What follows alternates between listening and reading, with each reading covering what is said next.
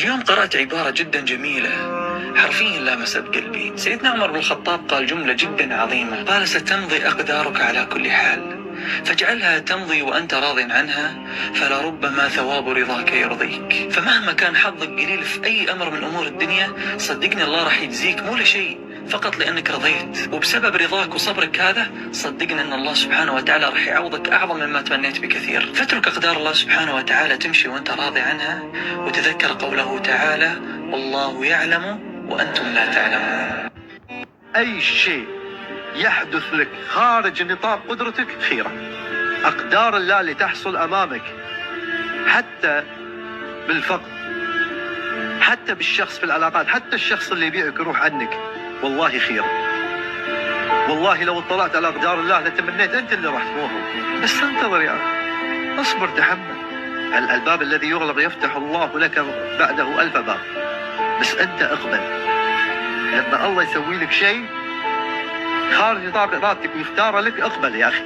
أقدار الله كلها خير، اقبل وخله يروح. في التخلي تجلي، مجرد ما يتخلى عن هذا يتجلى لك أشياء أجمل وألم.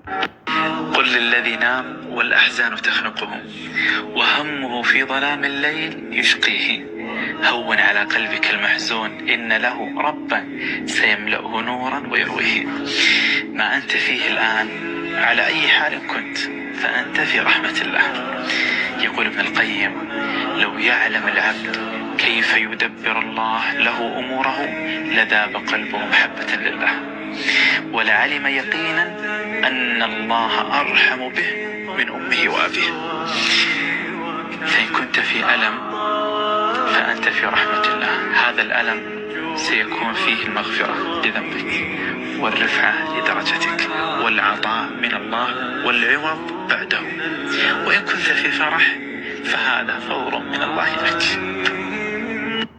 قل للذي نام والأحزان تخنقه، وهمه في ظلام الليل يشقيه، هون على قلبك المحزون، إن له ربا سيملأه نورا ويرويه.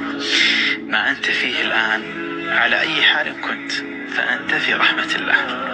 يقول ابن القيم: لو يعلم العبد كيف يدبر الله له أموره لذاب قلبه محبة لله، ولعلم يقينا أن الله أرحم به من أمه وأبيه.